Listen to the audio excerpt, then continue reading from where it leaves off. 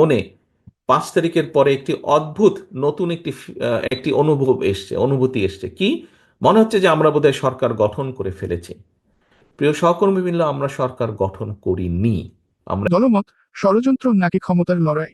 তারেক রহমানের পরবর্তী পদক্ষেপে চমক। বিএনপি ভারপ্রাপ্ত চেয়ারম্যান তারেক রহমান কি নির্বাচনের পথে আসলেই কোনো বড় ষড়যন্ত্র নিয়ে কাজ করছেন? আপনি কি জানেন, কিছু বিশেষ মানুষ সংস্কারের নামে কি ভয়ঙ্কর পরিকল্পনা তৈরি করছে? তারেক রহমান এক বিস্ফোরক মন্তব্যে দাবি করেছেন, সংস্কারের কথা বলে একটি গভীর ষড়যন্ত্রের মধ্যে পুরো নির্বাচনী প্রক্রিয়াকে ধীরে ধীরে বিলম্বিত করা হচ্ছে। আপনি কি বিশ্বাস করেন যে এই পরিকল্পনা কেবল দেশের ভবিষ্যৎ নয়, পুরো রাজনৈতিক দৃশ্যপটকেই পাল্টে দেবে?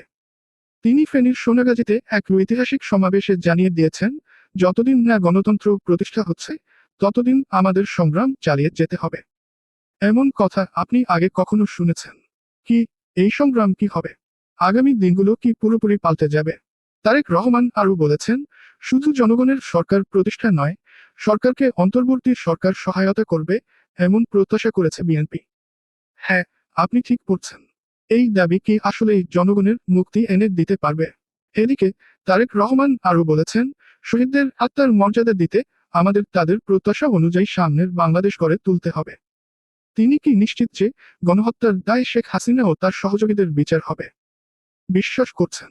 আরেকটি চমক, তারেক রহমান দলের নেতাকর্মীদের সতর্ক করেছেন, বিভ্রান্তি ছড়াতে দেওয়া যাবে না।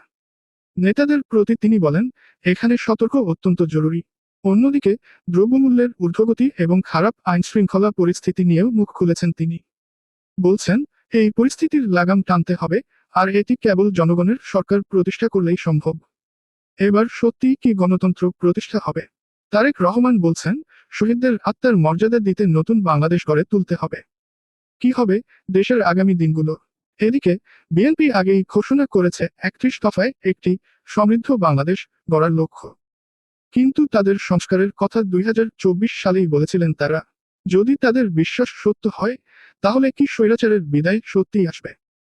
এছাড়া তারেক রহমান ফেনীর সোনাগাজীতে 9 বছর আগে ঘটে যাওয়া ক্রসফায়ারের ঘটনায় যুবদল নেতা মাসুদের পরিবারের জন্য এক বিশেষ উপহার দিয়েছেন। এই পদক্ষেপ কি দেশের রাজনীতিতে নতুন যুগের সূচনা করবে? এখন পুরো দেশ অপেক্ষা করছে, কোথায় শেষ হবে এই উত্তেজনাপূর্ণ রাজনৈতিক লড়াই।